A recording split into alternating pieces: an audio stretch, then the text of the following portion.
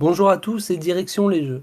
On se retrouve aujourd'hui pour un huitième numéro déjà qui fera la part belle au tennis de table, au tennis, au tir, au football et à la voile. Des sports donc qui pour la plupart laissent entrevoir des chances de médaille. Et pour en parler, j'ai à mes côtés Sébastien Jante, comme chaque semaine. Salut Seb. Salut Victor, salut à tout le monde. Et on accueille également Tom Compero qui suit toute l'année le tennis, des tournois du Grand Chelem au Challenger et même au tournoi futur. Salut Tom.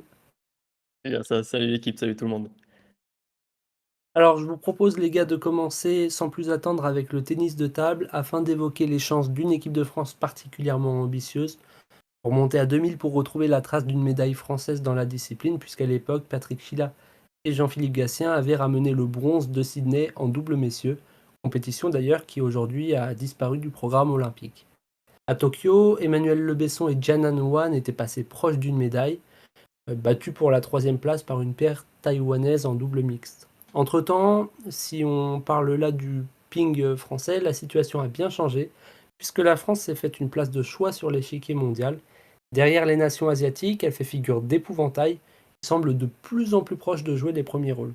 C'est donc pour ça que la première question que je vais vous poser, euh, elle concerne forcément Félix Lebrun, qui a été vainqueur du WTT Star Contender de Goa et demi-finaliste du Grand Smash de Singapour.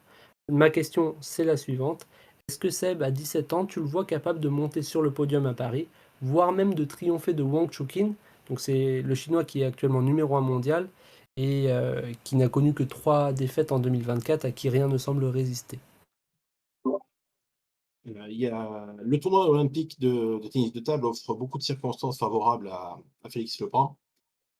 Félix Lebrun est cinquième mondial. Devant lui, il y a quatre joueurs chinois. L'avantage, c'est qu'aux Jeux olympiques, il n'y a que deux Chinois sélectionnés. Deux pour toutes les nations peuvent engager au maximum deux pongistes par épreuve. Donc, ça lui laisse forcément une ouverture, parce que sur le papier, c'est le troisième meilleur joueur engagé dans le tableau de simple. Maintenant, Félix Lebrun, heu, dont on connaît la croissance exponentielle depuis 1 an, a beaucoup encore à prouver, je pense. On parle d'un joueur de 17 ans. On parle d'un joueur de 17 ans qui, si il ne faisait pas de médaille aux Jeux olympiques, beaucoup verraient ça comme une déception. Pour moi, ça n'en serait pas une. Dans sa construction d'athlète, ce serait pas dramatique s'il ne montait pas sur le podium. Pour répondre à ta question, non, je le vois pas forcément sur le podium. Je le vois à la bagarre, c'est sûr, mais je le vois pas nécessairement sur le podium. Je pense qu'il y a des conduites plus expérimentés et plus rompus à ce type de compétition pour aller peut-être chercher une médaille derrière les 2 Chinois qui sont bien évidemment, heu, trop forts pour le reste de la concurrence. Alors, ouais, je te remercie pour l'analyse, mais il y a une variable à prendre en compte aussi, c'est qu'a priori, il est assuré de ne pas rencontrer de Chinois avant les demi. Donc tu le vois pas sur le podium. Est-ce que tu le vois quand même accéder à la demi-finale? Parce qu'après, la demi-finale, s'il perd, il y a la médaille derrière. Je sais plus s'il y a un match pour la troisième place au ping. Oui, il y a un match pour la 3e place, absolument, heu, qui est prévu, contrairement à d'autres compétitions. En l'occurrence, là, ce sera le cas. Maintenant, c'est pas forcément pour le fait qu'il ne croisera pas les Chinois. Et le tableau n'est pas encore tiré, je pense, mais il y a une histoire de tête de série, j'imagine. Heu, Récemment, Félix Lebrun a quand même touché du doigt quelques limites de son jeu, qui qu'on espérait lui voir toucher justement après les JO et pas avant. Il a perdu quelques matchs, tout à fait abordables, heu, notamment au WTT Champions, qui est un tournoi très resserré dans lequel il menait un adversaire, Deng Qiu, qui est hors du top 10 mondial. Il menait de 2 manches, il lui marchait dessus et il s'est écroulé totalement après le temps mort de l'Allemand. Récemment, il a atteint la finale du WTT Star Contender de Ljubljana. Il s'est fait, atomiser par Hugo Calderano en 4 manches, alors qu'il est mieux classé que le Brésilien, clairement. Il commence à toucher quelques limites de son jeu, notamment par le fait que maintenant tout le monde connaît Félix Lebrun, tout le monde sait comment il joue, tout le monde connaît ses énormes capacités, notamment au service. Et c'est compliqué pour lui de trouver un plan B sur certains matchs. Et sur une compétition aussi resserrée que les Jeux olympiques, il y aura pas le droit à l'erreur pour ce genre de truc. Et si on parle un peu de la gestion de la pression, est-ce que le fait de jouer là à Paris devant une salle qui va être comble, ça peut jouer contre lui? Dans le sens où on l'a déjà vu par le passé, aussi bien faire preuve de résilience en étant mené et en revenant, mais aussi bien en étant capable de s'énerver à cause de la frustration. Enfin, on l'a déjà vu aussi parfois très frustré. Non, la pression en tant que telle, la pression de jouer à domicile qui bien sûr sera présente pour tous les Français, peu importe le sport, pour moi c'est pas un facteur pour, Félix Lebrun. Heu, il a montré, enfin, il a embrassé, ah beh, lui et Alexis ont embrassé le jeu médiatique, de la meilleure façon possible. Il s'est joué avec ça, c'est pas vraiment un souci. Je suis pas inquiet pour une histoire de pression médiatique ou de pression de jouer à domicile. Pour moi, ce sera pas un facteur pour lui. Au contraire, je pense que s'il y a quelque chose qui peut l'aider à passer ce petit cap, ce sera le public. Ça fait partie de ces athlètes qui se nourrissent du public et qui ne sont pas pétrifiés quand, ils sont, sous une forte pression. Je parle de ça d'un point de vue uniquement technico-tactique, quoi, on va dire, sur son jeu et ce qu'il doit encore améliorer pour, encore progresser. On est exigeant avec un mec comme Félix Lebrun parce qu'il a 17 ans et qu'il est déjà numéro 5 mondial, donc on en veut toujours plus, c'est normal. Un tel phénomène, on en veut toujours plus. Maintenant, peut-être que ça arrive pas au bon moment, ces jeux olympiques pour lui. Ok. On parle de Félix Lebrun depuis le début. Tu as mentionné, il me semble, son frère. Au contraire, est-ce que, si on parle d'Alexis un petit peu, le fait de marcher dans l'ombre de Félix, ça peut lui servir? Parce qu'on parle énormément de Félix Lebrun, mais peut-être un peu moins d'Alexis Lebrun, qui pourtant est 17e mondial, qui devrait être tête de série numéro 14, il me semble, et qui s'est imposé sur le WTT Contender de Zagreb début juin. Donc en fait, il est en forme, hein. Est-ce que donc ça peut lui servir de marcher derrière Félix, d'être un peu moins médiatisé en tout cas, et est-ce que on peut espérer de sa part un gros tournoi? Je rappelle une stat quand même, en 2024, il a gagné, là je parle d'Alexis, il a gagné que 3 de ses 13 matchs contre des hommes mieux classés. Donc c'est quand même une stat qu'il faut prendre en considération, je pense. Alors oui, Alexis Lebrun a gagné son premier tournoi enfin sur le circuit principal. C'est quelque chose qu'il attendait depuis un moment parce qu'il faut pas oublier quand même que c'est Alexis Lebrun, qui a ouvert la voie avant Félix. Alexis Lebrun le premier et on pensait à ce moment-là qu'Alexis Lebrun était la future grande star du ping français. Il s'avère que c'est son frère. Mais c'est lui qui a ouvert la voie en premier, c'est lui qui allait chercher des gros succès contre des gros joueurs. Lui notamment qui avait battu, Fanzeno quand il était numéro 1 mondial. Heu, mais là, il a franchi une étape importante en gagnant le Contender, de Zagreb. C'était un titre qu'il a abordé depuis longtemps et maintenant il arrive dans une forme étincelante. Ça risque d'être un peu juste quand même pour jouer une médaille. Maintenant, par rapport à l'ombre de son phare, les deux frères se nourrissent l'un de l'autre. Il y a pas Ils cherchent pas à se mettre, Félix est naturellement plus en avant parce qu'il est mieux classé et plus en avance. Mais ils cherchent pas l'un et l'autre à se mettre, en arrière par rapport à leurs frères.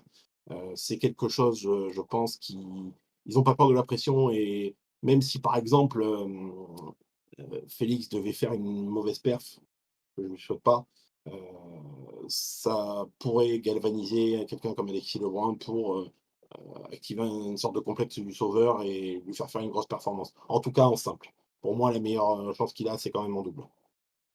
Oui, c'est vrai qu'on les voit assez proches et effectivement, ils pourraient se booster mutuellement. On les voit souvent d'ailleurs s'encourager dans les tournois ou même s'afficher ensemble, notamment sur les réseaux sociaux. Les Chinois, si on dit un mot sur eux, ils ont glané 11 des 15 médailles sur les simples messieurs depuis 2004, avec un doublé systématique, à minima, il y a déjà eu des triplés, or argent depuis 2008. Là, j'ai bien compris ton avis sur Félix Lebrun. T'es pas très optimiste quant au fait qu'il y ait une médaille. Enfin, en tout cas, tu considères que s'il n'y en a pas, ce ne serait pas une déception. Mais il y a d'autres Européens qui pourraient éventuellement être capables de venir bousculer les Chinois. Ou alors, tu parlais de Calderano, le Brésilien, tout à l'heure. Pour les Européens, il y a Dimitri Ovtcharov qui a été 2 fois médaillé de bronze aux Jeux Olympiques. Est-ce que tu penses qu'on se dirige vers un triplé chinois ou au contraire, est-ce que tu vois des Européens ou éventuellement un Brésilien capable de jouer les troubles faites? Donc, comme je disais tout à l'heure, triplé chinois, c'est pas possible parce qu'il y aura que 2 Chinois alignés sur le tournoi de simple. Donc triplé chinois, impossible. Mais doublé chinois, tout à fait possible et ce serait même logique parce que les 2 comment dire? les deux représentants qui sont envoyés, ils ont laissé à la maison les gens de Malong.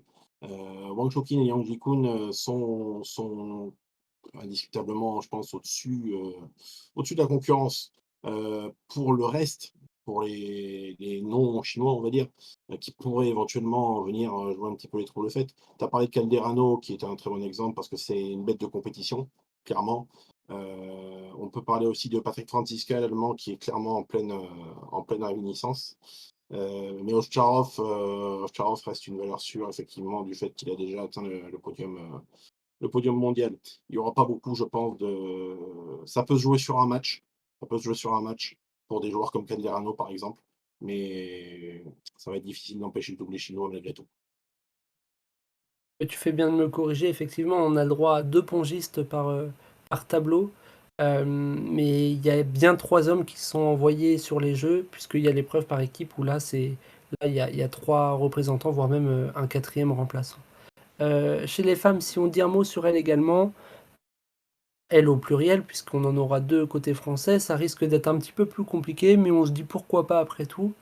On retrouvera les mêmes représentantes qu'à Tokyo, c'est-à-dire Pritika Pavad, 19 ans, 18e mondial, et puis son aînée Diana Nguyen, qui elle a 39 ans et qui est à 39 ans 20e mondial encore. Les regards seront surtout tournés vers Pavad, qui a atteint sa première finale sur le Star Contender de Ljubljana en juin, battant au passage 3 joueuses du top 12. Est-ce que tu vois ça comme un coup d'éclat, ou est-ce qu'au contraire, on peut le percevoir comme la confirmation des espoirs qui reposent sur elle depuis 3-4 ans? Je ne sais pas si vous vous rappelez, mais avant Tokyo, on parlait déjà énormément d'elle parce qu'elle était quasiment la Benjamine de la fédération, enfin de la délégation française. Donc comment est-ce qu'on analyse cette finale? Est-ce que c'est enfin son éclosion ou pareil, est-ce que tu la vois aller assez loin? Il faut savoir que Pritika Pavad, c'est une athlète, ça fait partie des athlètes qui ont été programmés pour Paris 2024. De longue date. C'est un fleuron de la formation française de ping. Elle a réussi donc cette performance, totalement inattendue d'ailleurs, puisque un WTT Star Contender, c'est le deuxième plus haut niveau de compétition du circuit mondial. On attendait cette mise à feu et elle ne pouvait pas mieux tomber, quoi. Quasiment son dernier tournoi avant les Jeux Olympiques, ça va lui donner un élan énorme. Alors, elle est passée à côté de sa finale, oui, normal, première finale, on va dire. Pas vraiment étonnant qu'elle ait eu du mal, parce qu'une adversaire en plus ultra solide, mais elle va arriver avec un élan énorme, elle va arriver dans une position d'outsider qui lui convient parfaitement. Euh,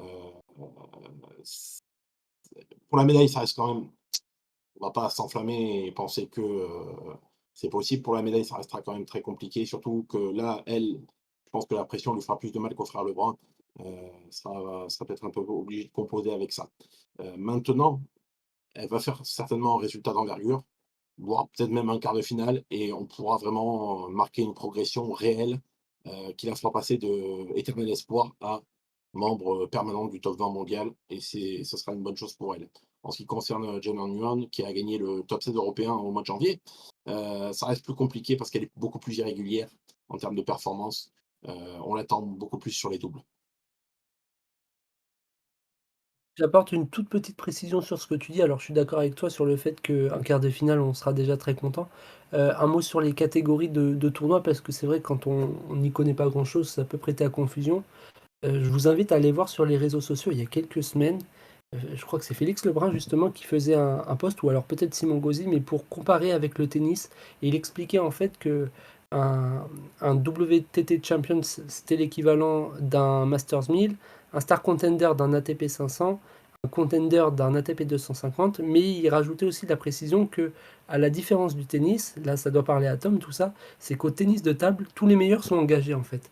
Donc finalement, c'est beaucoup plus compliqué de gagner, admettons, un Star Contender que de gagner un ATP 500 au tennis, qui est déjà quelque chose d'excellent en soi.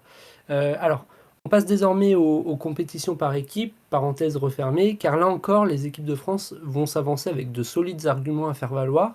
Et pour mieux le comprendre, en fait, il y a juste à se replonger au mois de février dernier, où les 2 équipes de France sont montées sur le podium des championnats du monde par équipe. On s'en rappelle, on l'avait traité sur Dico du Sport. Les hommes étaient en argent, avaient terminé en argent, c'était leur première médaille depuis 1997, et les femmes avaient quant à elles rapporté le bronze, et alors il fallait remonter encore plus loin pour retrouver la dernière médaille française dans cette compétition, puisque c'était 1991. C'est, à mon sens, un révélateur assez parlant de l'embellie du ping français à l'approche des Jeux Olympiques. Et il n'y a qu'à voir les pongistes qui avaient été engagés dans cette compétition. Les meilleurs étaient là, aussi bien chez les Chinois. En fait, il y avait Fan Zedong, il y avait Wang Chuqin, Ma Long ou Liang Jingkun, qui sont encore d'ailleurs les 4 premiers au classement mondial, rien que ça. Idem pour les femmes, il y avait les 4 premières au classement mondial chez les Chinoises. J'imagine là que les deux équipes de France devraient être relativement épargnées pour leur entrée en lice en huitième de finale. Ça devrait se corser à partir des quarts. Ensuite, une fois le quart passé, on se retrouvera déjà sur les demi-finales et donc les matchs à médailles. Je suppose que l'objectif c'est le podium, a priori pour les deux équipes. Si on commence par les femmes, est-ce que Seb, tu penses que réitérer la perf de Busan en Corée du Sud en février, c'est envisageable? Autrement dit, est-ce que c'est envisageable de refaire un podium cette fois-ci aux Jeux Olympiques? C'est totalement envisageable. Alors, la petite différence, bien évidemment, c'est que en février à Busan, les Françaises ont perdu en demi-finale contre les Chinoises et ont été gratifiées du bronze directement. Ce ne sera pas le cas ici. Si elles sont éliminées en demi-finale, il y aura un un match pour le bronze. Maintenant, ça va beaucoup dépendre bien sûr du tirage au sort, hein, c'est une palissade, mais si elle tombe pas de la moitié de terrain dans la moitié de tableau, de l'équipe de Chine, forcément ça laisse une porte ouverte, gigantesque pour assurer un podium, clairement. L'équipe n'a pas bougé, l'équipe est la même, l'équipe est solide, les choses sont en forme, il n'y a pas vraiment de raison d'imaginer qu'elle puisse pas au moins faire aussi bien. Pour les hommes, ma question, je pense que tu t'en doutes, c'est est-ce que tu les vois enfin capables de battre la Chine? On sait très bien que sur le papier, ça va être très très compliqué, mais ton avis là-dessus? Non, je pense pas. Il faut pas, on peut c'est les jeux, on a envie de vendre du rêve, c'est normal. Maintenant, la Chine reste un cran au-dessus de par sa densité et du fait de sortir de son chapeau. Si elle a un joueur, qui est en difficulté, de sortir, si son numéro 2 mondial est en difficulté, elle peut sortir le numéro 4 mondial et ça restera tout aussi difficile. On a de la densité, elle en a plus. Donc, sa place est logique. Maintenant, tout pareil, le tirage au sort fera beaucoup et si on est dans la moitié de terrain dans la moitié de tableau adverse de l'équipe de Chine, je vois pas qui pourrait nous barrer le chemin vers la finale. Bien, tu tempères mon optimisme. J'ai tendance vraiment à essayer d'embellir les chances françaises, mais tu as raison, c'est l'effet grand sage, on va dire. Alors, on termine pour le tennis de table avec un mot également sur le double mixte, parce que là aussi, on aura des ambitions côté français. Mon optimisme revient. La France sera représentée par Alexis Lebrun et Jianan Wan. C'est une association qui est récente, tout simplement parce que jusqu'à présent, Jianan Wan était associé habituellement à Emmanuel Le Besson, qui ne sera pas engagé à Paris, bien sûr. Et donc, depuis septembre dernier, de mémoire, est née cette association entre Alexis et Jianan. Ensemble, ils ont atteint la demi-finale du Saudi Match. Alors, je parlais des tournois tout à l'heure. Les grands matchs, c'est l'équivalent des grands chelems. Et également la demi-finale du Star Contender de Goa au mois de janvier. Donc, c'est très prometteur, sachant qu'ils jouent ensemble depuis moins d'un an. Qu'est-ce que tu dirais de leur chance? Par rapport on met les compétitions par équipe de côté, c'est la meilleure chance de médaille sur, simple et double mixte, clairement. On a beaucoup parlé des deux femmes engagées en simple femme et des deux hommes engagés en simple homme, forcément. Mais il y aura d'autres Français engagés sur l'épreuve par équipe, et notamment Simon Gauzy, qu'on connaît très bien, puisqu'il a fait les beaux jours du ping français ces dernières années. Alors, on espère donc que les Bleus décrocheront une médaille à minima ou des médailles et marqueront l'histoire de leur sport, hein. Je rappelle depuis 2000 la dernière médaille. Je vous propose qu'on aborde désormais notre avant-dernier sport collectif au programme olympique. On traitera le rugby à 7 dans les prochains numéros, mais là, en l'occurrence, on va se concentrer sur le football. Si vous m'en voulez pas, j'aimerais bien qu'on mette les femmes à l'honneur pour commencer, puisque les Jeux représentent sans doute la plus belle compétition pour une équipe nationale, avec la Coupe du Monde bien sûr, ce qui n'est pas le cas sur les hommes dont les sélections sont contraintes d'aligner des joueurs de moins de 23 ans.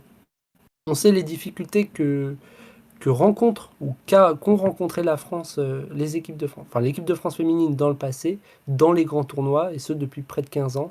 parce que si on laisse de côté la Ligue des Nations où les Bleus ont terminé deuxième cette année, jamais la France n'a décroché la moindre médaille dans une grande compétition.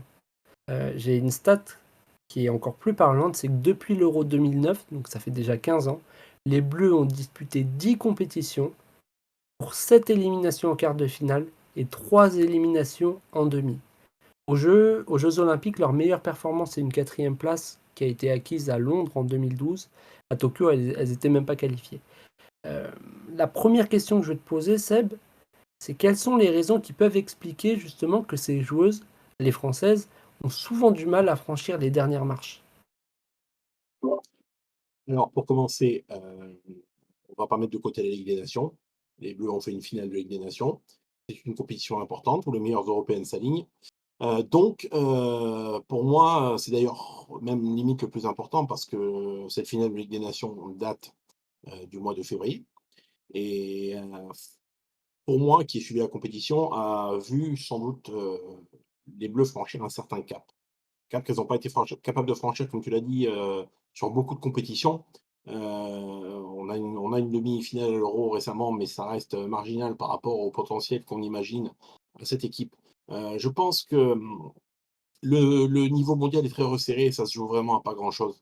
On l'a vu à la dernière coupe du monde, ils avaient largement les moyens pour un podium, voire mieux. Se sont inclinés au tir au but en quart de finale. C'est des petits détails. Maintenant ce blocage, c'est pas vraiment un blocage, mais cette quantité d'échecs en quart de finale est réelle. Pour moi, c'est quelque chose qui peut être éradiqué et la finale de Ligue des Nations va dans le bon sens à ce sujet-là. Alors, les Françaises, justement, dans cette optique, elles ont déjà disputé une compétition à domicile, on s'en rappelle, c'était la Coupe du Monde en 2019. Et si on prend l'équipe qui figure dans la liste d'Hervé Renard, alors il faut vérifier parce que là je me base sur la pré-liste, mais la liste définitive a été publiée. Il y en avait 11 qui avaient déjà disputé la Coupe du Monde 2019. Donc sur les joueuses qui vont être engagées, en tout cas dans la pré-liste à Paris, 11 ont déjà joué la Coupe du Monde il y a 5 ans. Depuis, il faut quand même préciser une chose, c'est que les choses ont un peu changé. Les États-Unis semblent peut-être un peu moins au-dessus du lot. L'Espagne et l'Angleterre ont explosé au plus haut niveau, même si les Anglaises seront absentes à Paris. Ça me permet de faire la transition avec ma question suivante. Quelle équipe tu mettrais comme favorite? L'Espagne? Oui, l'Espagne, indiscutablement. Je veux dire, la manière Ouais. dont ils ont dominé la dernière coupe du monde, parce qu'il y a le résultat, mais il y a aussi la manière, laisse peu de doute quant à l'identité du favori, de la compétition, ouais. C'est pour moi, enfin, ce serait une très grosse surprise de ne pas les voir en or, à la fin des JO. Malgré tout, ça reste, les JO restent une compétition moins dense que l'Euro, la coupe du monde. On a une poule tout à fait abordable. Et surtout, l'essentiel sera de ne pas perdre trop d'énergie sur ces matchs-là, sur les premiers matchs, éventuellement gagner les 2 premiers pour faire tourner sur le troisième. C'est aussi ce qui a manqué peut-être sur certaines compétitions, trop se donner sur les matchs, préliminaires et quand arrivent les grands rendez-vous, manquer un petit peu de jus à cause de ça. Donc c'est le les Bleus ont un petit peu leur destin en main par rapport à ça. Ils ont une poule abordable, il ne tient qu'à elles de plier ça correctement et d'arriver en pleine forme en quart de finale. On parle de la poule dans laquelle évoluera la France. Il y aura la Colombie également, le Canada qui est une grosse équipe, la Nouvelle-Zélande qu'on a vu se révéler lors de la dernière Coupe du Monde. C'est un groupe qui reste largement abordable, tu l'as dit, d'autant que les 2 premières équipes se qualifient, mais également les 2 meilleures troisièmes. Donc là, ça veut dire que ce serait vraiment un cataclysme d'échouer au premier tour. Les choses sérieuses devraient débuter en quart de finale, avec des équipes potentiellement comme on a parlé de l'Espagne, mais il y a également donc les États-Unis, on peut citer l'Allemagne aussi ou le Japon comme potentiels adversaires. Euh, je te demanderai pas si la France peut jouer le podium, parce que je pense qu'au départ de chaque compétition, on sait que c'est possible sur le papier. Je vais m'aventurer plus loin. Tu as cité l'Espagne comme favorite. Moi, je vais te demander si la France, elle est quand même en mesure d'être championne olympique. Est-ce que justement, alors pourquoi je te demande ça? Je voudrais savoir si justement elle peut se servir de tous ces échecs passés dont on a parlé, et puis aussi de l'expérience d'une compétition à domicile dont on a parlé également, pour enfin apporter à ces cadres qui sont vieillissantes, hein, un titre référence.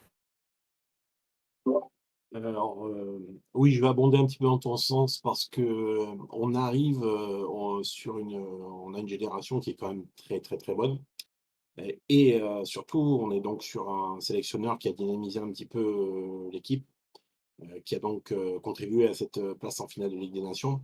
On sent qu'on arrive à maturité du projet de cette équipe de France. Le sélectionneur quittera la sélection après les Jeux. Sans bien évidemment, il veut la quitter sur un coup d'éclat. Mais le groupe en lui-même a finalement peu évolué. Heu, on a quand même un 11, on a quand même un groupe solide, peu d'entrées, peu de sorties.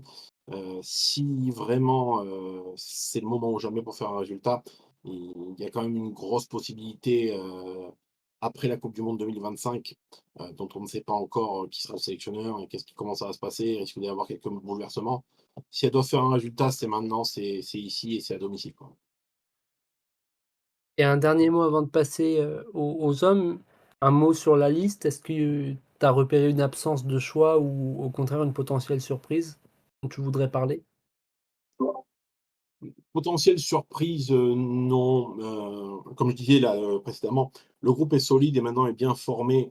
On pourrait peut-être regretter, l'absence de quelques joueuses, notamment Léa Le Garret qui fait une grosse saison, par exemple, même Vicky Béchot, qui sont réservistes, hein, de toute façon, si jamais il y a un pépin. Mais quoi qu'il arrive, le groupe est bien formé, le 11 est bien formé. On a des joueuses de haut niveau qui ont montré cette saison, les Lyonnaises, notamment, avec une nouvelle finale de Ligue des Champions, les Parisiennes qui ont fait une grosse saison, quelques joueuses, expatriées qui sont titulaires dans leur club et dans des gros clubs comme Chelsea, et cetera.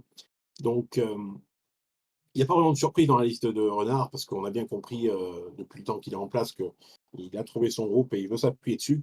C'est pour ça que je disais tout à l'heure que c'est le moment parce que ce groupe-là est logique. La sélection est logique, sans surprise, mais logique et elle va dans le sens de tout ce qui a été fait ces dernières années. Très bien. Un mot également sur les hommes avant de passer au tennis, où là on entendra Tom qui aura beaucoup de choses à nous dire. Les messieurs joueront donc les États-Unis, la Guinée et la Nouvelle-Zélande. Bon, bah là aussi, a priori, on va pas se mentir, c'est un groupe qui est abordable, même si c'est toujours plus difficile d'appréhender le niveau des équipes olympiques, parce que je le rappelle, les sélections sont composées de 18 joueurs de moins de 23 ans, même si le règlement autorise d'en sélectionner 3 supérieurs, enfin âgés de plus de 23 ans. Et comme pour les Jeux de Tokyo, on a assisté à des situations assez ubuesques puisque les Jeux ne figurant pas dans les dates bloquées par la FIFA, plusieurs clubs ont annoncé retenir leurs joueurs qui avaient pourtant été sélectionnés par Thierry Henry. C'est le cas par exemple de Bradley Barcola ou Warren Zaïre-Emery, retenus par le PSG alors qu'ils sont actuellement à l'Euro, enfin qui étaient actuellement à l'Euro puisque la France s'est fait sortir. C'est aussi le cas de Mathys Tel. Malgré tout, bon, il y a des beaux noms dans cette équipe, comme on pourrait citer Kalimundo, on pourrait citer Truffert ou même Lacazette, joueur expérimenté de plus de 23 ans et leader d'expérience. Qu'est-ce que t'inspire cette équipe? Donc, comme tu l'as dit, l'équipe a eu du mal à être constituée du fait que, les jeux olympiques ne sont pas une date FIFA, les clubs n'ont pas l'obligation de libérer leurs joueurs les saisons sont de plus en plus longues, de plus en plus serrées. La Ligue 1 reprendra, 5 jours après, la fin des jeux olympiques. Il y a déjà des barrages de Ligue des champions qui vont commencer pour certains clubs, notamment Lille. Le sélectionneur a dû faire avec ce qu'il avait. Il a eu 2-3 renforts d'expérience, comme tu disais, Lacazette notamment. L'équipe malgré tout, ce n'est pas le groupe, que Thierry Henry a managé, sur, le début de son mandat, avec lequel il a fait quelque chose de très intéressante. Mais il n'a pas tous ses joueurs à disposition et on ne peut pas fabriquer une équipe comme ça, en 5 minutes, ça n'existe pas. L'équipe de France sortira des poules, pour moi, c'est une évidence parce que la poule, comme tu le disais, plutôt simple. À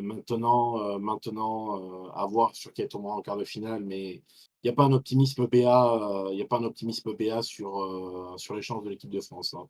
Faut pas le foot déjà passe au second plan sur les Jeux olympiques, on le sait. C'est pas la discipline majeure, c'est pas la discipline reine. C'est quelque chose qu'on suivra peut-être d'un peu plus loin que le reste et ce serait une très belle surprise de voir la France dans le dernier carré, selon moi. Après, on peut quand même saluer le fait que ça se déroule en France dans le sens où même si des clubs ont refusé de laisser partir leurs joueurs, notamment les clubs étrangers, ou alors le cas de Lille, mais c'était un cas particulier puisque Lille disputera les tours préliminaires de Coupe d'Europe. L'équipe sur le papier, elle envoie plus que l'équipe qui était retenue pour Tokyo. Je pense qu'il n'y a pas à dire là-dessus. Bon, maintenant, est-ce que ça suffira à monter sur le podium? On verra. Je suis pas très très optimiste non plus, mais on ne sait jamais. Effectivement, ça dépendra du quart de finale. Pour rien vous cacher, à l'heure où on enregistre, la France n'a disputé qu'un seul match de préparation. Alors c'était un match qui s'est soldé par une victoire 4-1 contre le Paraguay. Et au moment même où on est en train de se parler, elle joue contre la République dominicaine. Il y aura aussi un match contre le Japon dans quelques jours. Si on revient sur ce premier match très très rapidement, Seb, quelle impression t'a fait l'équipe? Difficile de juger, je pense que l'adversaire a été «faible», entre guillemets bien sûr, mais choisi exprès pour faire monter l'équipe en puissance. C'est le cas des 2 premiers matchs amicaux, celui contre la République dominicaine n'a rien d'effrayant non plus. Ces 2 équipes-là, enfin, l'objectif est de faire monter un petit peu la mayonnaise pour un groupe qui ne se connaît pas, qui aura plus de facilité à trouver des automatismes contre une équipe un peu plus faible. Donc il y a un revers de la médaille à ça, bien évidemment, c'est que si les premiers matchs sont contre des équipes vraiment déterminées, ça va peut-être être plus compliqué de monter en pression pour cette équipe-là. Il n'y a pas beaucoup d'enseignements à tirer, hormis le fait que Thierry Henry semble, je pense, avoir trouvé son 11 type ou quasiment son 11 type pour cette compétition. Super. Et alors pour terminer, un dernier mot, et je vais te demander de répondre en un mot avec le nom d'un pays. Qui est ton favori? Je dirais bien l'Espagne, mais ça ferait un petit peu redite, quoi. Donc, mais l'Espagne quand même, mais l'Espagne quand même. Allez, l'Espagne, c'est entendu.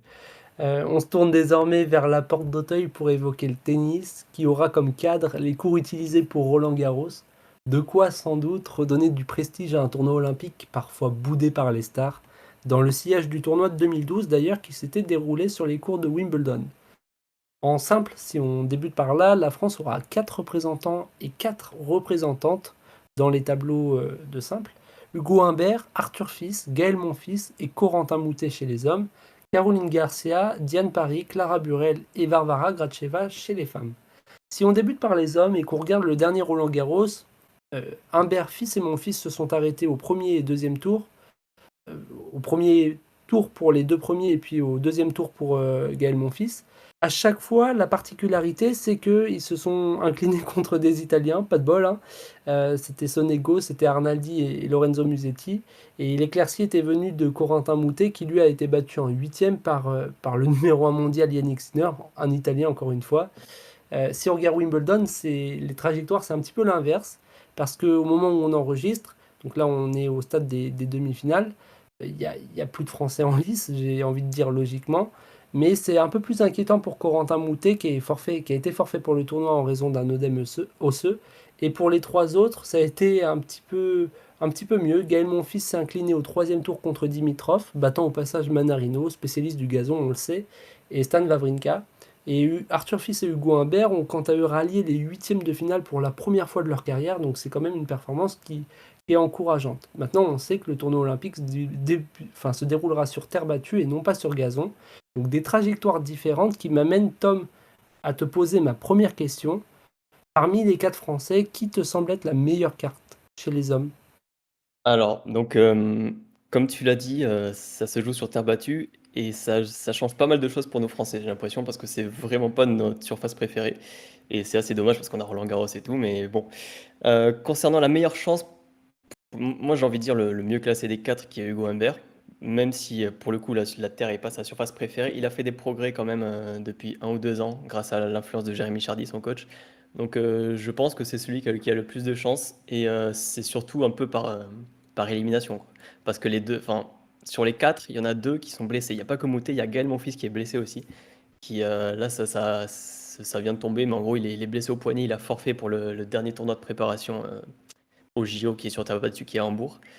Il a des douleurs au poignet et il est potentiellement, il serait pas forcément en forme pour faire les JO, donc sa participation est peut-être même en suspens, donc ça c'est encore à vérifier, mais c'est ce qui a été annoncé. Et Corentin Moutet est aussi blessé et a aussi forfait pour le dernier tournoi à Hambourg. Donc ça fait ces deux-là qui vont pas arriver en forme du tout. Moutet n'a pas joué depuis, enfin il va arriver sans match depuis 1 mois et demi. Ça va être compliqué quand tu pas l'état de forme comme ça, d'enchaîner directement sur un gros tournoi, c'est compliqué. Il y a Arthur Fils qui est là, qui peut faire quelque chose, qui a eu j'ai envie de dire peut-être qu'il a eu un petit déblocage psychologique avec Wimbledon, où il fait sa meilleure perf en Grand Chelem de sa carrière. Donc voilà, faut vraiment compter sur ces deux-là pour moi en simple, et je mettrai une petite pièce sur Hugo Humbert, même si voilà, ça reste très compliqué. Les chances d'avoir une médaille sont assez infimes, malheureusement. Donc on comprend bien ton inquiétude sur Corentin Moutet et également sur Gaël Monfils, tu l'as dit, qui vient de se blesser. C'est pas la meilleure préparation possible pour un tournoi olympique et à domicile en plus. Euh, Si tu devais citer un favori pour le titre olympique, là je te pose la question juste pour les hommes. Tu irais vers qui et pour quelles raisons? Et je poserai la question aussi à Seb. L'idée c'est que vous me proposiez un nom différent chacun. Si je devais mettre un favori, bon, j'ai envie de mettre Alcaraz quand même, parce que voilà, terre battue, Roland Garros, tout a l'air un peu tracé pour lui. Ouais, Alcaraz. Et en surprise, allez, un petit Casper Ruud, tiens, on sait jamais.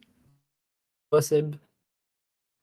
Je vais pas dire Alcaraz parce que je vais pas dire la même chose que Tom, forcément. Même si ça sera le favori logique de la compète, on veut croire que Yannick Sinner, après être tombé sur Alcaraz à Roland-Garros, après sa défaite à Wimbledon, qui n'était pas du tout attendue en quart de finale, voudra un petit peu remettre l'église au centre du village parce que c'est quand même le numéro un mondial. Et c'est pas un manchot sur terre battue. Donc pour moi, j'irai vers Yannick Sinner. Très bien. Mais on verra bien. Après, c'est vrai que sur les tournois olympiques, il y a parfois des surprises. On se rappelle notamment du tournoi de Tokyo avec des conditions météo qui étaient assez particulières et qui avaient fait pas mal de dégâts. On va parler également des femmes.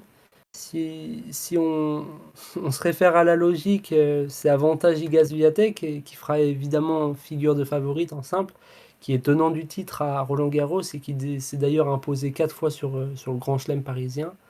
Il n'y aura pas Arina Sabalenka en revanche, qui a préféré se préserver euh, et épargner sa santé. C'est dur de désigner d'autres favorites que Swiatek, tant on est habitué à ce que la Polonaise domine sur terre battue.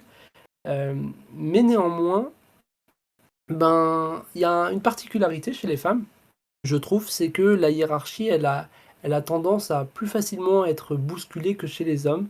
C'était d'ailleurs le cas cette année à Roland. On a vu Yasmine Paolini se qualifier en finale et à nouveau d'ailleurs à Wimbledon en déjouant les pronostics, malgré le fait qu'elle a signé jusque-là une très très très belle saison 2024.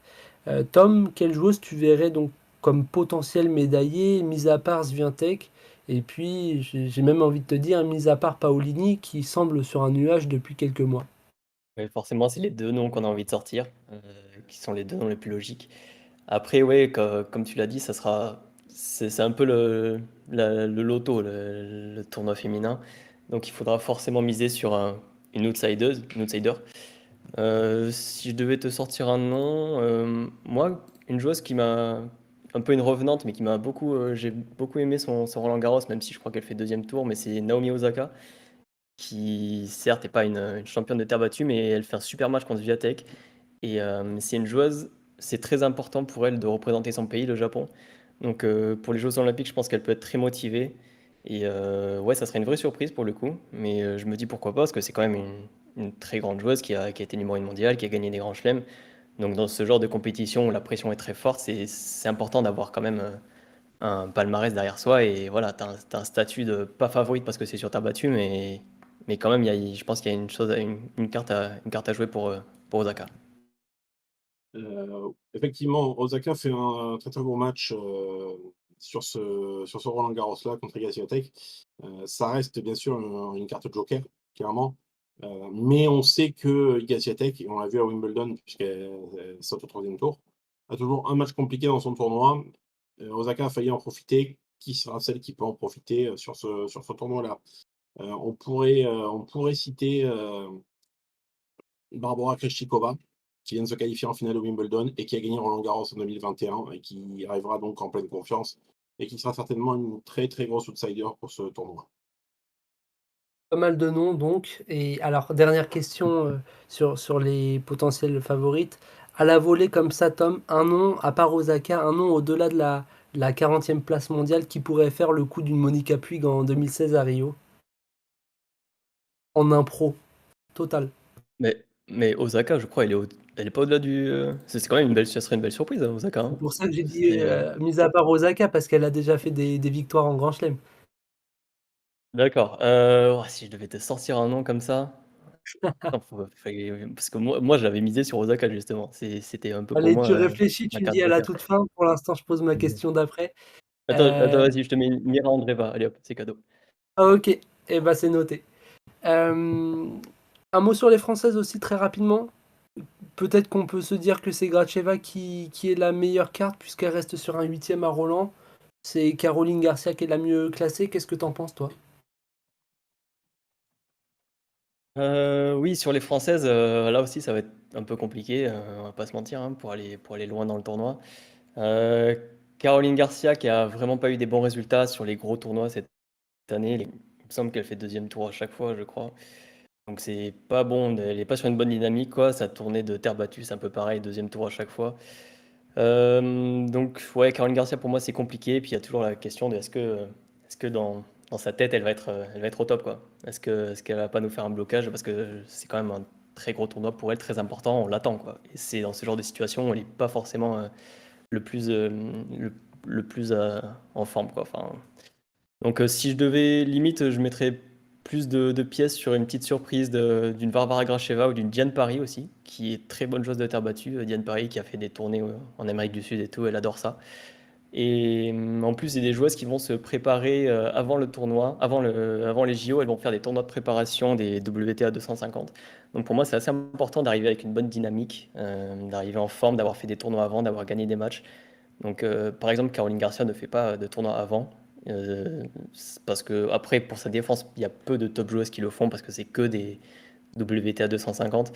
Donc, allez, une Diane Paris en surprise, pourquoi pas, mais voilà, comme pour les hommes, voilà, les chances de médaille sont infimes. Ça peut peut-être atteindre un deuxième, troisième tour, voire quatrième, mais bon, pour aller chercher le podium, j'en vois aucune aller chercher ça. Il y a limite un peu plus de chance en double, même si là aussi, c'est pas non plus, c'est pas joué, quoi. Eh ben, tu m'offres la transition. J'allais dire un mot sur les doubles avant de passer au tir. On n'aura pas de Nicolas Mahut ni de Kristina Mladenovic comme on pouvait l'espérer. Édouard Roger Vasselin sera lui associé à Fabien Reboul qui auront fort à faire puisque leur association est toute nouvelle et qui devront faire face notamment à des joueurs qu'ils ne rencontrent pas sur le circuit puisqu'on verra aussi des cadors du simple alignés sur le double. Est-ce qu'il y a un double capable de créer la surprise? C'est la question que je me pose. Je rappelle qu'il faut remonter à 2008 pour trouver des médailles françaises en double et en tennis d'ailleurs, tout simplement. C'était Lyodra et Tsonga en argent et puis Beneteau et Gasquet en bronze. Ça risque d'être compliqué, mais on ne sait jamais. On ne sait jamais pourquoi, parce qu'il y a le double mixte qui rentre dans l'équation et qui pourrait éventuellement être la meilleure carte pour les Bleus, parce qu'il y aura seulement 16 paires qui vont être engagées. Donc qui dit 16 paires engagées dit qu'il y aura moins de matchs pour accéder au match à médaille, puisqu'au bout de 2 matchs gagnés, on se retrouve déjà en demi-finale. La compo, elle n'a pas été officialisée encore, la compo du double mixte, mais qu'est-ce que t'en dis, toi, Tom? Oui, le double mixte, bah, c'est limite notre meilleure chance de médaille, comme tu l'as dit. Le tournoi est plus petit et puis Édouard Roger Vasselin, mine de rien, a quand même gagné Roland-Garros en double mixte, avec une Allemande certes, mais ça sera sûrement Édouard Roger Vasselin, c'est même quasiment sûr. On ne sait pas avec qui encore, mais on sait que Roger Vasselin a déjà joué avec les Françaises en début d'année à l'United Cup, donc il a déjà fait des matchs, il connaît la sélection. Euh, oui, je pense que c'est sa meilleure chance parce qu'après, les doubles hommes et femmes, c'est un peu, ouais, c'est un peu plus compliqué. Roger Vasselin et Reboul, comme tu l'as dit, c'est une nouvelle paire, mais bon, ça devrait aller. Enfin, le truc, c'est que c'est des joueurs qui jouent exclusivement en double, donc ils vont très vite s'entendre. Il n'y aura pas de problème de communication. Et la paire va très vite s'entendre et il n'y a pas de souci là-dessus. Mais c'est le genre de joueurs qui ont du mal à performer sur les grands tournois, même si Roger Vasselin a eu un historique, enfin, très très bon historique, très belle carrière. Mais cette année, c'est plus compliqué. Fabien Reboul avec Sadio Doumbia, c'est assez plafonné. C'est parce que c'est son partenaire de prédilection. Là aussi, d'ailleurs, il y a eu voilà, la sélection est un peu particulière, hein. Mais c'est des joueurs qui sont assez plafonnés sur les grands tournois, en tout cas cette année. Donc, j'ai un peu du mal à les voir aller loin. Surtout qu'il y a quand même des très gros clients en double en face. Et concernant Hugo Humbert et Arthur Fils, bon, là, ils y vont un peu en mode débridé, sans pression, parce que voilà, on les attend pas du tout. Je pense qu'ils vont surtout essayer de s'amuser. Après, on sait que ce genre de paire, quand ils n'ont pas de pression, qui jouent relâché, ça peut créer des belles surprises, mais bon, du mal à les voir aller loin. D'ailleurs, ils devaient jouer ensemble à Wimbledon pour justement se préparer, mais ils ont forfait au dernier moment. Donc, ils ont joué 0 tournoi ensemble avant d'arriver au JO. Et par contre, Roger Vasselin et Reboul vont se préparer ensemble. Ils vont faire 2 tournois de préparation sur terre battue, donc pour prendre leurs repères, leurs automatismes et tout. Mais oui, là aussi, compliqué d'avoir une médaille. Et oui, pour le double féminin, ouais, Garcia et Paris n'ont jamais joué ensemble. Le truc, c'est que ça devait être Mladenovic. C'était vraiment prévu depuis des mois. Et elle a refusé au dernier moment pour privilégier sa carrière de simple, ce qui est un choix assez Ouais, on l'a pas vu venir ce choix-là, discutable, c'est bon. vrai. Et Ouais. j'aurais mis, je pense que la paire Garcia. Et même la fédération ne l'a pas vu venir non plus, c'est pour dire. Parce que Julien Beneteau, le sélectionneur, l'a expliqué, qu'elle a prévenu un peu au dernier moment et qu'il ne comprenait pas trop ses arguments. Donc elle s'est un peu retirée alors qu'elle fait une bonne saison en double, Mladenovic. Et avec Garcia, c'est une paire qui marche très bien en tournoi et qui aurait vraiment eu une chance. Et donc là, on va se retrouver avec 2 paires qui n'ont jamais joué ensemble. Donc c'est pas le top pour aller chercher un résultat, quoi. C'est pas les On meilleures verra ce conditions. que ça donne, on verra ce que ça donne en tout cas. Je te remercie Tom, je corrige juste, la dernière médaille c'était en 2012, pas en 2008. Merci beaucoup en tout cas. Il nous reste quelques minutes dans ce numéro pour évoquer le tir et la voile. A priori en tir on a davantage de chances de médaille que en tennis. Seb, je te laisse un petit peu résumer le début de saison de nos Français. Les Français ont eu un petit peu de mal à se montrer en début de saison. On a eu des paires, des podiums éventuellement, mais très peu qui se sont vraiment mis en avant. Alors, c'est à double tranchant parce qu'on a quand même des tireurs qui ont répondu présent, notamment sur le tournoi de qualification olympique, qui sont venus décrocher des quotas, décrocher des billets. Mais en termes de réussite, je sais que tu vas nous parler de Camille Grzelski. Ça reste celle qui a certainement le plus brillé cette saison en Coupe du Monde, et notamment, et pas que en Coupe du Monde, parce qu'elle a été championne d'Europe également. Donc la sélection est quand même assez étoffée, avec plus d'une douzaine de tireurs, mais ils sont pas tous ils sont pas tous pour moi dans la meilleure forme, je pense, pour des titres, parce on a quand même beaucoup de bons tireurs qui ont gagné à haut niveau en Coupe du Monde, en Championnat du Monde, en Championnat d'Europe, et dont on sait de ce dont ils sont capables. Certains ont même été champions olympiques, comme Jean-Guy Campois. Malgré tout, là encore, j'ai pas un optimisme béat pour une cascade de médailles comme on a pu le lire ailleurs, sur le fait que le tir serait un des principaux pourvoyeurs de médailles de la délégation française. Il n'y a pas de grands favoris, mais je pense quand même qu'il peut y avoir quelques surprises. Tu parlais de Camille Zdrojewski, tu as dit effectivement qu'elle était championne d'Europe. Elle a gagné ses 2 premières victoires en Coupe du Monde depuis 2022 également, donc assez bien, enfin c'est même excellent. Mais ce qui est fabuleux là-dedans, c'est que ces victoires, il y en a aussi bien à 10 mètres qu'à 25 mètres, donc ça montre aussi sa polyvalence. Je l'avais eu en interview en début d'année et elle disait que son but c'était d'arriver en forme au JO. Bon, vu sa saison jusqu'à présent, c'est hyper prometteur. Mais elle rappelait quand même que sur une compétition d'une journée, tout pouvait arriver dans un sens comme dans l'autre. Donc la concurrence, elle ne sera surtout pas négligée. Elle citait d'ailleurs à 10 mètres la grecque Anna Kourakaki et à 25 mètres, elle parlait de l'allemande Dorine Venkamp. Donc il y aura du monde, mais c'est probablement la tête d'affiche de la délégation française. Malgré ça, il y a d'autres cartes, hein. Tu as cité Jean-Guy Campois, qui est champion olympique en titre et qui avait été médaillé également aux Jeux de Rio. Il y a Clément Bessaguet également sur la vitesse à 25 mètres, où on peut aussi évoquer Océane Muller en carabine à 10 mètres. Donc il y a des belles cartes. Et là, je parle que du tir intérieur, parce que sur les épreuves de plateau, ça, c'est un petit peu plus compliqué, je pense, mais la France a du beau monde. On peut citer Carole Cormunier qui est devenue championne du monde de fosse olympique en 2022. On peut penser également à Lucie Anastasiou ou Éric Delaunay en ski, aussi bien pour la compétition individuelle que pour la compétition par équipe mixte. T'en penses quoi toi Seb? Oui, que ce soit le ski ou la fosse olympique, je pense qu'on a j'ai plus de certitude, je pense, sur les épreuves extérieures, effectivement. Tu as bien fait de mentionner que ce que disait Camille Jarzembowski sur le fait que sur une journée, tout pouvait arriver et on a vu, ceux qui regardent les Jeux olympiques depuis longtemps ont quelques souvenirs de Lingoverville notamment, heu, où, une médaille peut vite, menacer de disparaître. Donc oui, là, pour moi, on a des belles cartes, hein, sur l'intérieur, hein.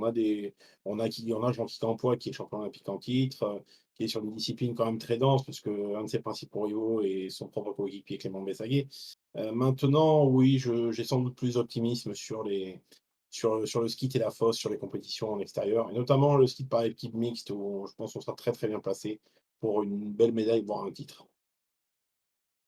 Très bien, mais écoute, moi, j'ai une analyse assez différente puisque je vois pas mal de possibilités à l'intérieur.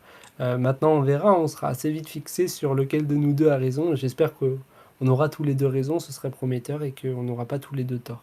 Merci à toi. Je rappelle aussi à nos auditeurs que l'intégralité de la sélection est en ligne sur dicodusport.fr et vous y trouverez également plusieurs articles récents, aussi bien sur les épreuves de tir qui se sont déroulées sur ces derniers mois que justement l'interview dont je vous parlais de Camille Zdrojewski. Euh, Petite précision également, c'est que le tir, on l'a pas dit, mais se déroulera non pas à Paris, mais à Châteauroux. On se rappelle, il y a eu des discussions assez longues sur le choix du site de compétition, puisque c'était prévu à la base, il me semble, à La Courneuve. Et donc, ça a été délocalisé à Châteauroux, un endroit que les tireurs et tireuses français connaissent bien. Et ça peut jouer, puisqu'ils l'ont déjà vu en configuration olympique. C'est ce que disait Camille Zdrojewski justement dans cette interview. On passe désormais à notre dernier sport au programme et on va parler cette fois-ci de voile, puisque c'est un sport dans lequel les Français seront scrutés de très près.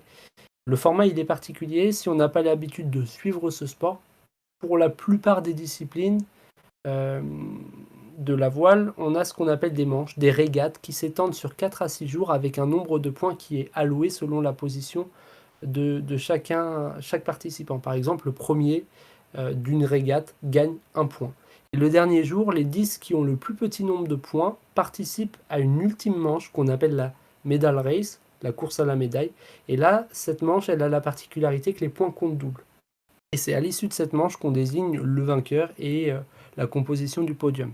Après, il y a quelques spécificités, notamment en Formula Kite, mais je ne vais pas m'attarder dessus. De toute façon, on va revenir sur le Formula Kite, puisque c'est là qu'on aura l'une de nos plus belles cartes françaises. Et il s'agit évidemment de Lauriane Nolo, qui était nominée parmi les sportives qui concourait pour le titre de sportif de l'année sur le site dicodusport.fr l'hiver dernier.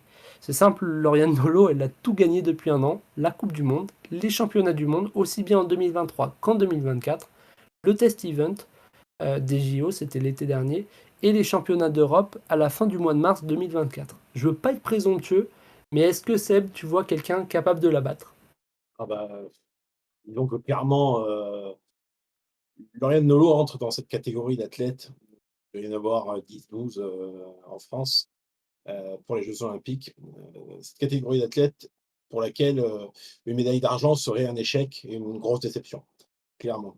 Elle a dominé largement sa discipline, Formula Kite, qui est une discipline quand même relativement récente. Le championnat du monde dans cette discipline existe depuis moins de 10 ans. Mais elle a su s'affirmer et dépasser la candidate américaine qui dominait la discipline depuis sa création. Et là, sur les 2 dernières années, c'est un festival. Donc, j'ai quand même du mal à voir qui peut battre Lauriane Nolo, à part Lauriane Nolo elle-même, selon moi. Et une précision également, c'est que chaque pays aura un représentant au maximum. Et on aurait pu imaginer que la France ait d'autres cartes à faire valoir, puisque sur les derniers mondiaux, si je ne dis pas de bêtises, on a placé une autre Française sur le podium et une au pied du podium. Il faudra vérifier cette info, mais je crois que c'est ça. On surveillera aussi Axel Mazzella, qui, sur la même discipline, mais cette fois-ci chez les garçons, est champion d'Europe cette année et quatrième au championnat du monde. Est-ce que là aussi tu le vois comme favori à minima pour un podium? Gros candidat à un podium, oui, sans problème, parce qu'il a montré, non seulement donc, ce titre de champion d'Europe, mais aussi une réelle régularité à très, très haut niveau, qui est essentielle pour savoir aborder ce genre de compétition. tu l'as dit, les compétitions peuvent être longues, peuvent être, compliquées des fois. Il peut y avoir des reports avec, problème de vent, problème de mer. Donc il faut savoir, gérer ces moments-là et Axel Mazella fait partie de ces athlètes qui sont présents sur les circuits mondiaux depuis plusieurs années, qui ont eu des résultats à haut niveau tous les ans. Donc ils savent comment aborder ce genre d'événement, ça en fait une belle carte pour une médaille, oui. Est-ce que tu peux nous dire un mot sur leur discipline qui est nouvelle au jeu, donc le Formula Kite? Formula Kite, donc c'est un format, faut savoir qu'en voile, donc il y a énormément de formats, énormément de bateaux, de planches à voile et d'embarcations différentes, les jeux olympiques évoluent beaucoup d'ailleurs à ce sujet-là, en fonction des épreuves, qualifiées. Formula Kite, c'est une planche à voile avec, enfin, pour expliquer ça un peu plus simplement, c'est pas une planche à voile traditionnelle, c'est une planche, avec, pas un genre de parachute, mais, si un genre de parachute, pour se diriger, tenu par des câbles, mais qui n'est pas directement relié à la planche. C'est à l'athlète de trouver l'équilibre entre sa position sur la planche et le contrôle de sa voile, son parachute ou de sa voile, en l'occurrence on peut appeler ça une voile, pour se servir du vent et gagner certaines régates, comme on peut le voir. Ça va changer de ce qu'on a l'habitude de voir, enfin des formats des épreuves qu'on a l'habitude de voir sur les autres olympiades et ça promet d'être intéressant. Autre attraction de ces épreuves de voile, c'est la participation de Charline Picon. Alors pour ceux qui la connaissent pas, je rappelle, elle est championne olympique en 2016 et elle est médaillée de bronze à Tokyo sur une discipline qui aujourd'hui n'est plus au programme olympique, c'est la planche à voile. Sa discipline n'étant plus olympique, en fait, elle a dû repartir de zéro sur une toute autre épreuve, le 49er FX, où elle sera associée à Sarah Steyert.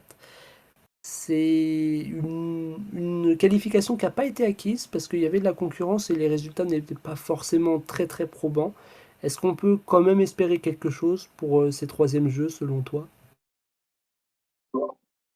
On peut, comment dire? On peut saluer vraiment l'athlète qui est Charline Picon, qui repart au combat, comme tu dis, sur une nouvelle discipline, alors elle aurait pu se contenter déjà de ce qu'elle a, parce qu'elle a un palmarès, un vrai palmarès et malgré tout, elle repart au combat sur une discipline nouvelle en plus, donc on ne sait pas vraiment à quoi on va avoir affaire.